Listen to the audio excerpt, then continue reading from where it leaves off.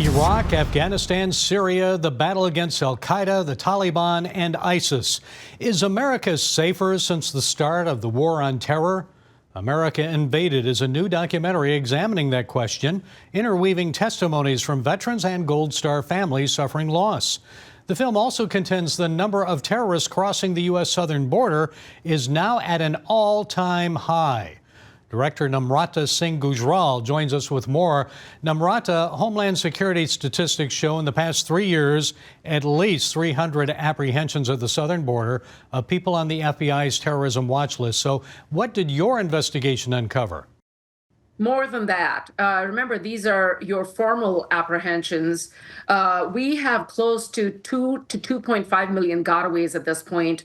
You can learn more about the spectacular gotaways in the movie America Invaded. But when you actually statistically look and adjust the numbers, beyond the formal apprehensions, it is far more than that. Well, at least 30 apprehensions since the start of Israel's war against Hamas in Gaza that are being reported anyway.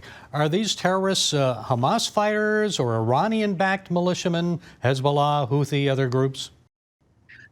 What our investigation shows is, yes, we definitely have threats from Hamas and Hezbollah. And I mean, think about, why wouldn't you? They went to Israel. They were able to get in there, infiltrate the villages, and wreak the havoc that they did. And you've got a wide open border. I mean, this is actually, it's easier to get into the U.S. than it is into Israel. I think it's the Islamic fundamentalists. There's various different organizations, Hamas and Hezbollah being just two of them. You've got ISIS-K, you've got Houthi rebels now, you've got the Jaish-e-Mohammed and the other sort of different parts of the world from Pakistan, et cetera. So I think what I like to just say is jihadists, Islamic fundamentalists, and their ideology is the same. We actually talk about, in the film, we talk about what do all of these groups have in common.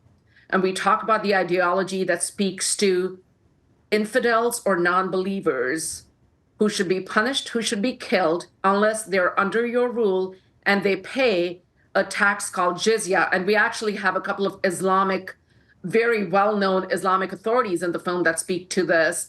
And it's scary, very scary. Well, the U.S. right now is continuing to launch retaliatory military strikes inside Yemen, Iraq, and Syria. What's the likelihood that the terrorists that have gone undetected crossing the southern border, the gotaways that you mentioned, may launch attacks right here inside the U.S. if the U.S. bombs targets, let's say, inside Iran? I don't think it's going to necessarily instigate them to do it so much, because I think that they're here to instigate those attacks. Do I think it's going to maybe fast track it? Absolutely. But remember, we started doing this 2 years ago, and we sort of followed the path, and we actually show you some interviews in the film of terrorists actually being in the U.S. I think they're here. The sleeper cells are here. Unfortunately, and I say this with a great deal of remorse, we will see another 9/11, unfortunately, and I'm so sad to say this, we will. Well, it seems like it's heading that direction. And in your film, America Invaded, you talked to veterans, Gold Star families who told you about their suffering and their sacrifice.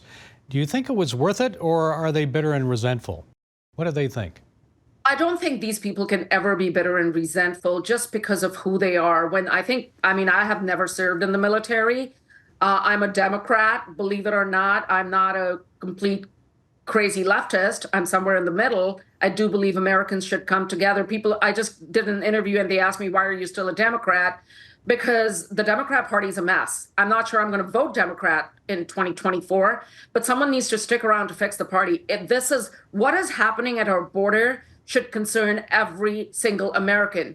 Going back to the veterans, I think when people serve in the military, they're Democrats and Republicans, largely, I think, conservative, but there are some liberals there.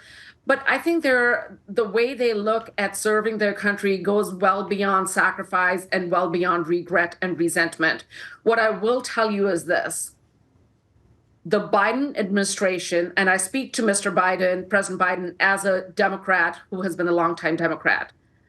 President Biden, you are unraveling the legacy and the heroism of all of our troops that were killed and wounded in the global war on terror in Iraq and Afghanistan. Do not do this. It's not worth winning an election to unravel that legacy. Well, in addition to free housing, New York City is launching a $53 million pilot program to give undocumented immigrant families prepaid debit cards. So what about homeless veterans? Are they getting the help they need? What have you discovered? So we actually, I released another picture 2 years ago. It was called America's Forgotten. It's on Amazon Prime. A homeless veteran basically says, we were, sometimes we just feel like we're used as pawns to go, we're told to go protect America and sent to these foreign territories, which they don't mind going, by the way.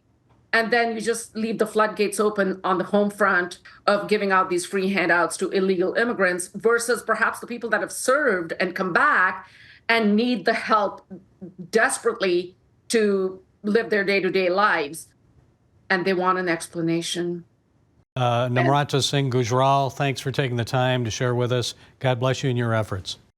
AmericaInvadedFilm.com. Thank you very much.